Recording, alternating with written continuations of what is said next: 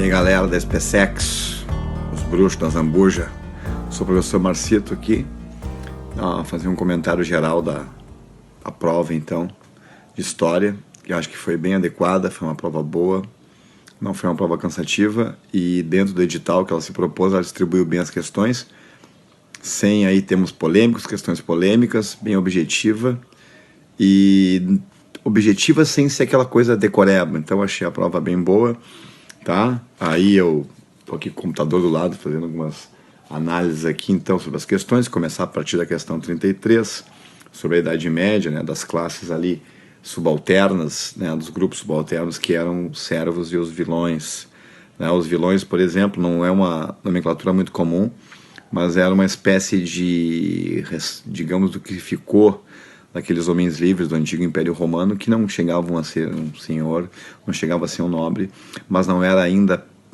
preso à terra da mesma forma como um servo, né, dentro da lógica feudal, tá? Mas que era uma exceção, uma camada social, exceção que não chega a tipificar uma faixa assim, como grupo dentro da Idade Média, tá? Então, questão tranquila, aquela ali. A questão 34, sobre, né, o grande monarca do absolutismo, de fato, l'état c'est moi, o Luís XIV da família Bourbon, né, o Rei Sol. Então, uma questão também bem pontual, bem tranquila, uma questão bem para quem estudou. Tá? A questão sobre a expansão marítima portuguesa ali e tal, é a letra... Tarará, tarará, deixa eu ver aqui como é que está marcado na questão. É a letra... Peraí que eu estou descendo aqui. É da questão 35, é a letra B. Então, né? Ainda que a gente possa né, fazer um questionamento, que na verdade a tomada de Constantinopla pelos turco-otomanos se deu em 1453, que foi depois do início da expansão portuguesa. A expansão portuguesa começa em 1415, com a conquista do Celta no Marrocos. Mas aí dentro de uma análise geral, né, dá para enquadrar que a tomada de Constantinopla e o bloqueio do Mediterrâneo contribuiu sim para a expansão marítima naquele momento. Tá? Então é a letra B, certo? E o principal fator, com certeza, o Estado português ser unificado era uma questão fundamental para a expansão marítima. Muito bem. Questão 36, ali o grande precursor da reforma religiosa, principalmente por questões morais contra a Igreja Católica, foi o Martinho Lutero, né, no início do século XVI. Então, letra D correta também. 37, uma questão bem pontual também, sobre a administração de Pombal em Portugal, com princípios de modernizar Portugal e aí sugando e controlando cada vez mais o Brasil. A transferência da capital para o Rio de Janeiro em 1763 acabou sendo um fator também de uma reforma dessas pombalinas, porque a região do Rio de Janeiro ficava próximo à região aurífera ali, onde escoava e havia né, o trânsito do ouro. Muito bem, então está corretíssima também ali. 38, cuidado ali com o respectivo, né? Então a letra A está correta na 38. Deixa eu até ir para a questão aqui, ó.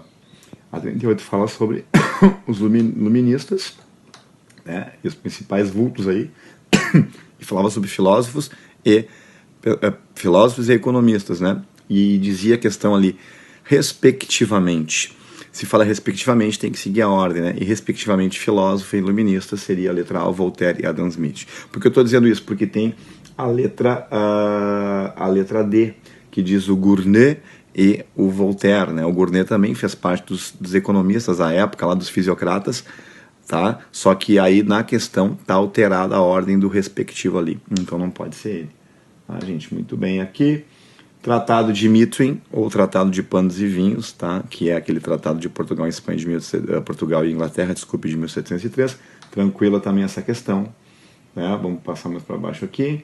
A questão ali, deixa eu ver, a questão 40 das 13 colônias, obviamente de 1773 foram as leis intoleráveis, né? Que foi aquilo que acabou sendo estopim para o início, né, desse processo de independência dos Estados Unidos, ali com as 13 colônias, certo? 41, bem pontual, isso, né, as chamadas questões sobre o caso da crise da monarquia do segundo reinado no Brasil. Então ali a questão A letra, deixa eu ver qual é aqui, que eu estou com um papelzinho aqui, é a questão militar, a questão religiosa e a questão abolicionista, número 1, 3 e 5. E aí isso leva à letra C. Corretíssimo, também uma questão bem pontual. Para quem estudou, acabou sendo contemplado aí com essa questão, porque estava bem o que foi trabalhado, bem que estava na apostila, bem que está, né, nas aulas também. De certa forma, isso aí. Muito bem, muito bem, muito bem, muito bem. Passando ainda. Aí, acho que não esqueci de nada. Vamos lá, o que mais nós temos aqui? Sobre a crise do café brasileiro, o que influenciou? A crise de 29 nos Estados Unidos, uma crise de superprodução, né? Um teminha bem pontual, até um tema meio clichê. O Brasil, os Estados Unidos era o principal comprador de café brasileiro.